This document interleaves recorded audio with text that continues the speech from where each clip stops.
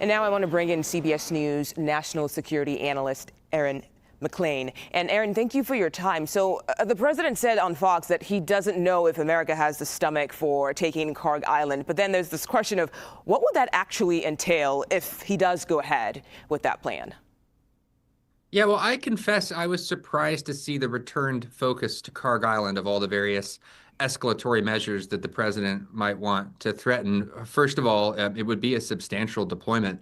That island is about 5 miles long, north to south, 1 to 2 miles east to west. It's not a tiny speck of ground, but I actually think much more importantly than that, the whole purpose of seizing Kharg Island would be to achieve control over Iranian energy exports. But the United States is maintaining a blockade of Iranian ports to include Iranian energy exports. Now, you might argue that there's leakage in that blockade. There are leakages in all blockades, and so maybe this would be a more dramatic step. But if you believe that the blockade is on some level functioning, which it seems to be functioning on some level, why would you then expose troops to the additional risk of putting them, a few miles off of the Iranian mainland, exposed to fire and what would be a massive operation, which we don't actually seem postured for right at this moment?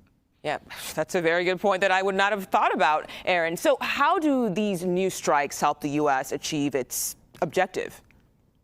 Well, the president really wants a deal. He's wanted a deal since the ceasefire back on April the 7th. Here we are several months on. There is no deal. He's clearly frustrated. And so the Secretary of War, Pete Hegseth, said yesterday that we are going to be negotiating with bombs. If indeed the United States does strike again tonight, that would be the third consecutive round of strikes. The Central Command is saying that they're not, as of yet, hitting infrastructure targets. So this is not the bridges and power plants that the president has talked about. These are, it seems, mostly military targets in the vicinity of the Strait of Hormuz. So you could argue that those strikes help the president get more traffic through the strait, and in theory ought to push the Iranians towards a more accommodating attitude. Now that's theory. In practice, we'll have to see. Yeah, and Aaron, just based on that too, I'm wondering this, I'm sure there are people wondering as well. We're talking about two countries trying to negotiate, trying to come up with a peace deal, but at the same time, both sides continue to bomb and strike each other. So what is the point here? How can they continue to negotiate when they are still bombing each other?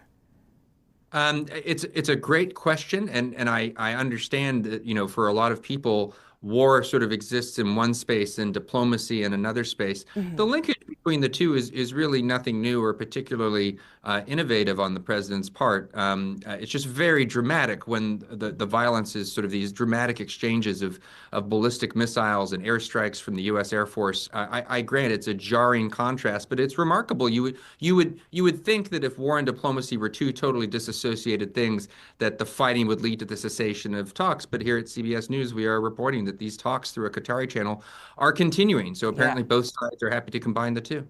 Okay, we'll see what comes next. Aaron MacLean, as always, thank you so much for your insight. Appreciate it.